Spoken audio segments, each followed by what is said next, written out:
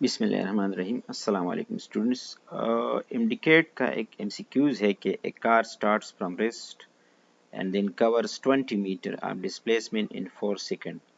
The acceleration of the car is 0.4 meter per second square, 1.3 meter per second square, 2.5 meter per second square या 4.9 meter per second square।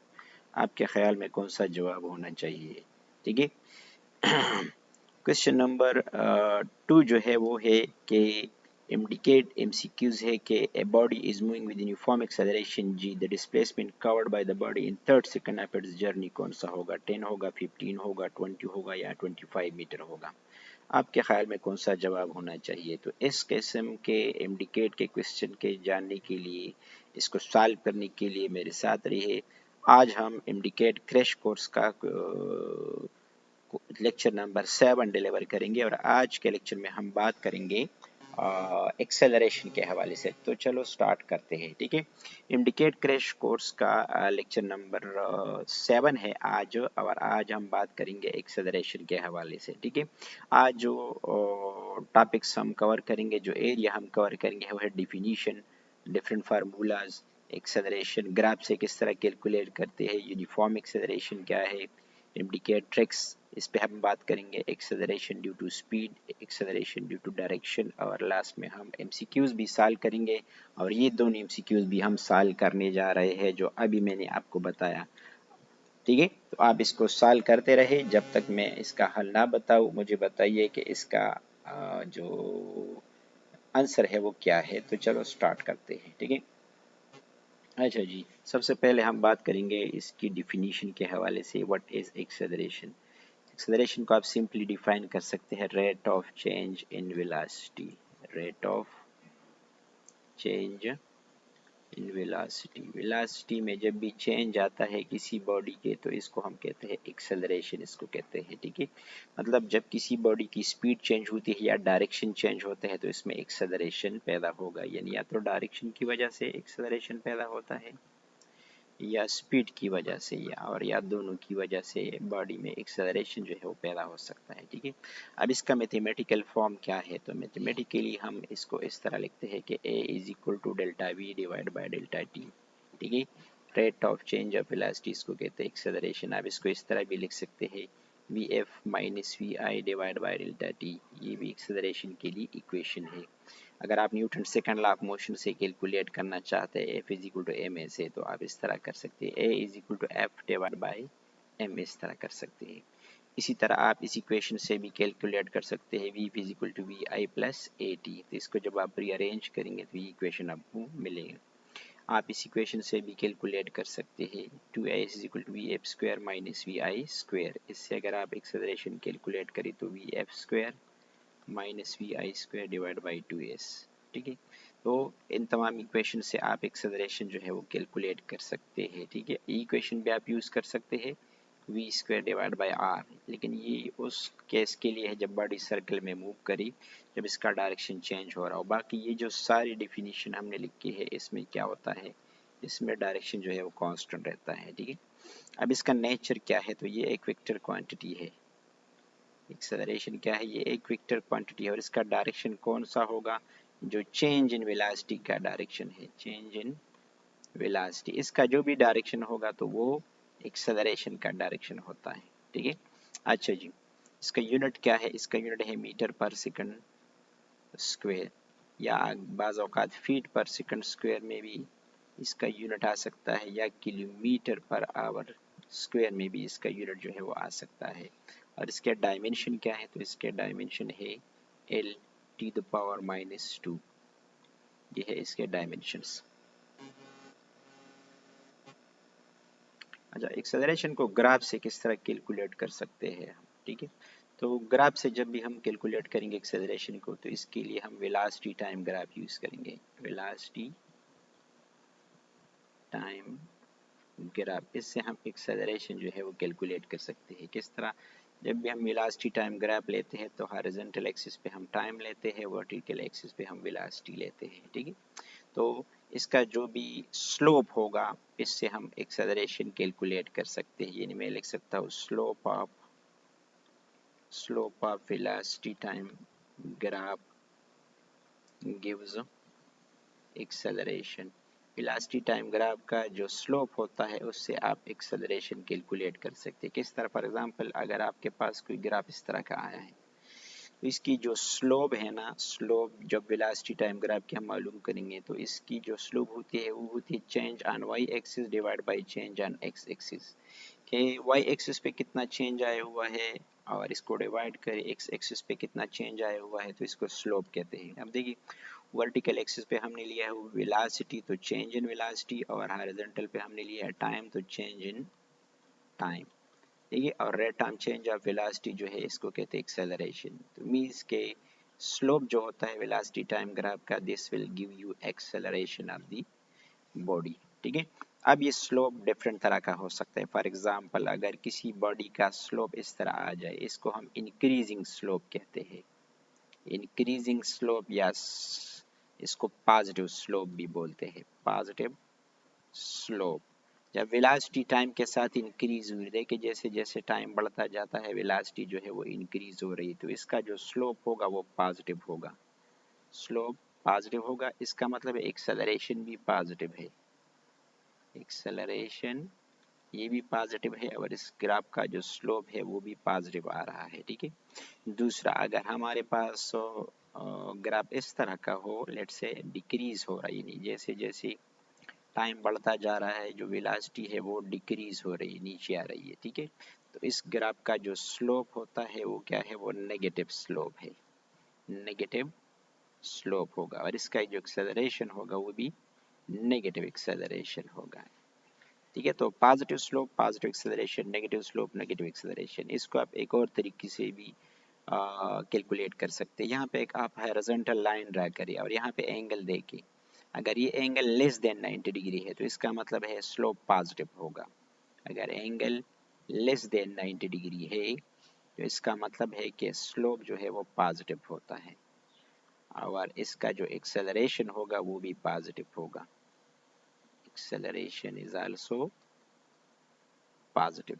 और अगर यहाँ पे आप horizontal line draw कर इस angle को देखिए ये ग्रेटर देन 90 हो तो इसका मतलब है कि अगर एंगल 90 से ग्रेटर हो तो स्लोप जो है वो क्या है? वो नेगेटिव है। नेगेटिव स्लोप का मतलब होता है एक्सेलरेशन इज आल्सो नेगेटिव है, ठीक है। अगर आपके पास इस तरह का ग्राफ आ जाए, ये टाइम है ये वेलोसिटी है, बिल्कुल स्ट्रेट लाइन आ जाए तो इसका मतलब है कि इसका जो स्लोप है वो क्या है? जीरो है। एक्सेलरे स्लोप जीरो है तो इसका मतलब एक्सेलरेशन जीरो है और एक्सेलरेशन जीरो है तो इसका मतलब है वेलोसिटी कांस्टेंट है या यूनिफॉर्म वेलोसिटी है, ठीक है। तो तीन तरीकों से हम जो वेलोसिटी टाइम ग्राफ है इससे एक्सेलरेशन को इंटरप्रेट कर सकते हैं और बता सकते हैं पॉजिटिव है या नेगेटिव है या जीरो एक्सेलरेशन है, ठीक है। अच्छा, यूनिफॉर्म एक्सेलरेशन क्या होता है? अगर कोई बॉडी जो है इक्वल डिस्प्लेसमेंट कवर करे, सॉरी इक्वल चेंजेस वेलोसिटी में आए इक्वल इंटरवल्स में और इसका डायरेक्शन भी कांस्टेंट हो तो इसको कहते हैं uniform acceleration. Equal changes in velocity in equal intervals. Velocity में अगर इक्वल चेंजेस आए इक्वल इंटरवल में और डायरेक्शन जो है वो भी डायरेक्शन भी कांस्टेंट हो, मतलब डायरेक्शन चेंज ना हो रहा हो तो इसको कहते हैं यूनिफॉर्म एक्सेलरेशन। जिस तरह है free fall acceleration, free fall acceleration जो है ये यूनिफॉर्म एक्सेलरेशन है क्योंकि इसमें डायरेक्शन भी कांस्टेंट होता है। फॉर एग्जांपल ये कोई बॉल है और ये स्ट्रेट लाइन में डाउनवर्ड डायरेक्शन में मूव कर रही है तो डायरेक्शन भी कांस्टेंट है और यहाँ पे जो चेंजेस है वो भी यूनिफॉर्म है। यानी यहाँ पे एक्सेलरेशन की वैल्यू जी के बराबर है और वो है 9.8 मीटर पर second square. So this is uniform acceleration. Free fall acceleration is uniform acceleration. Non-uniform acceleration कौन सा होता है?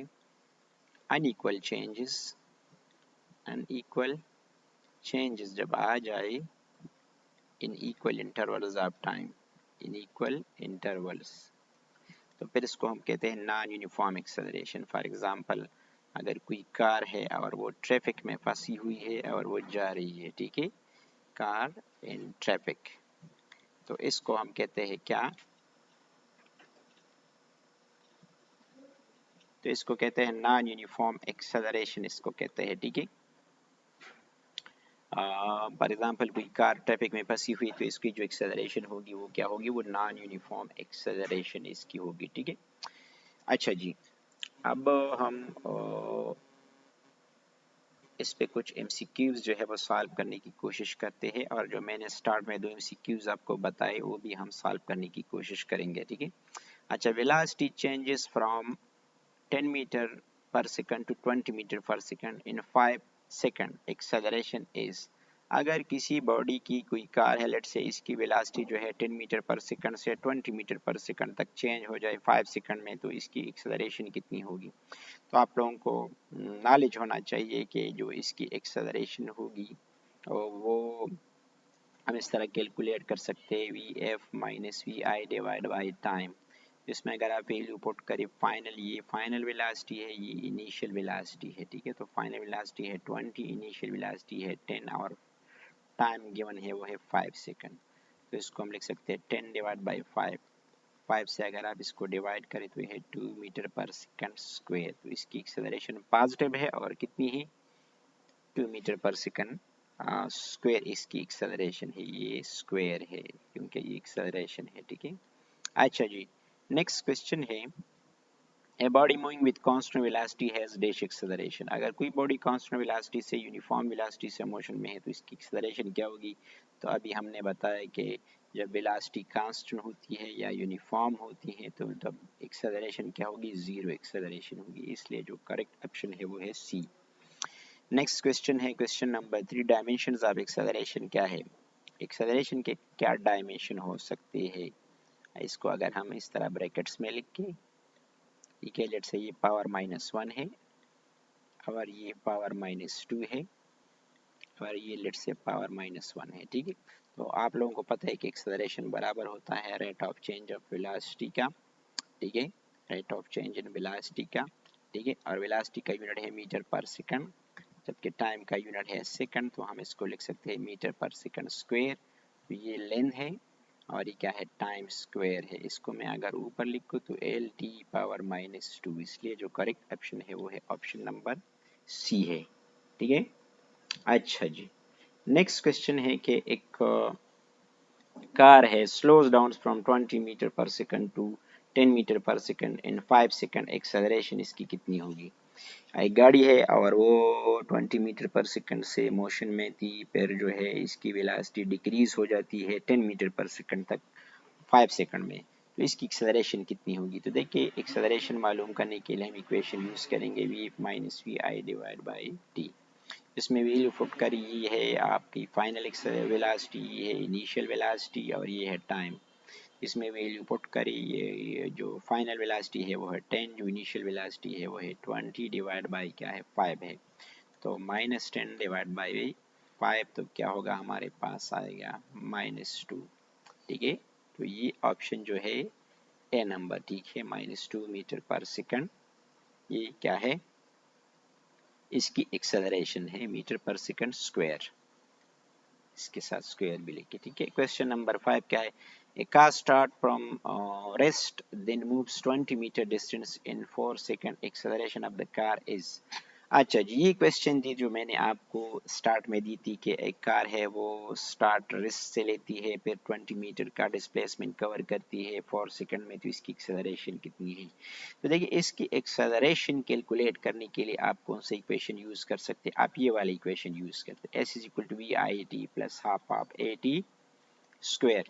लेकिन आपको बताया गया है कि इसकी जो ये रेस्ट से स्टार्ट लेता है, मींस इसकी जो इनिशियल वेलोसिटी है वो क्या है, वो जीरो है। तो अगर इनिशियल वेलोसिटी हम जीरो पुट करें तो मैं लिख सकता हूँ is equal to half of a t square. अब इसको अगर रीअरेंज करें तो मैं लिख सकता हूँ 2s divide by T square. तो ये इंडिकेट शॉर्ट ट्रिक है कि अगर if a body starts from rest, अगर कोई बॉडी जो है वो रेस्ट स्टार्ट फ्रॉम रेस्ट, अगर स्टार्ट रेस्ट से लेती है तो इसकी जो एक्सेलरेशन होगी उसके लिए इक्वेशन होगी 2s divide by T square. ये आप लोगों ने याद रखना है। तो इसमें अगर आप वैल्यू पुट करें, a is equal to 2s, distance कितना कवर किया है इसने 20, और डिवाइड बाई टाइम कितना है, ये 4 सेकंड है, तो 4 स्क्वायर आप लेंगे, ठीक है। तो 20 को 2 से मल्टीप्लाई करिए, 40 डिवाइड बाई 16, ठीक। तो इसका आंसर आएगा 16 दूना 32, पॉइंट लगाएंगे और फिर 8 आएगा और इसको 0 और 16 पंजे 80, तो क्या होगा 2.5 मीटर पर सेकंड स्क्वायर। तो हमारे पास जो करेक्ट ऑप्शन जो है वो आ रहा है वो है ऑप्शन नंबर सी आ रहा है, ठीक है। नेक्स्ट क्वेश्चन है question number 6। A body is moving with uniform acceleration g, displacement covered in third second of the journey is 10 metre, 15 metre, 20 25। ये क्वेश्चन मैंने आपको स्टार्ट में बताया था कि इस किस्म का क्वेश्चन आ जाए कि बॉडी जो है वो यूनिफॉर्म एक्सेलरेशन से मूव कर रही हो और आपसे पूछा जाए कि फर्स्ट सेकंड में, सेकंड में, थर्ड सेकंड में, फोर्थ सेकंड में इसकी जो डिस्प्लेसमेंट है वो कैलकुलेट करें। तो आप लोगों ने ये इक्वेशन यूज करनी है, s n is equal to v i t plus half of a two n minus 1 t square. लेकिन ये एक्सपेंडेड फॉर्म में है, अब इसको हमने थोड़ा सा सिंप्लीफाई करना है। तो किस तरह करेंगे, इनिशियल वेलोसिटी उमूमन इस केस में 0 होती है, यानी ये स्टार्ट लेता है रेस्ट से, तो ये टर्म तो गया। तो एस एन बराबर है half of a two n minus 1, और टाइम जो है आपको first second, second second, third second, fourth second, लेकिन एक सेकंड दिया होता है, तो आप 1 लिखेंगे और इसका स्क्वायर लेंगे तो 1 ही आएगा। तो हमारे पास ये आएगा। उमूमन इस किस्म का क्वेश्चन जो है वो यूनिफॉर्म एक्सेलरेशन या ग्रेविटेशनल एक्सेलरेशन के लिए दिया होता है, जिसमें उमूमन जो जी की वैल्यू है वो 10 कंसिडर की हुई होती है।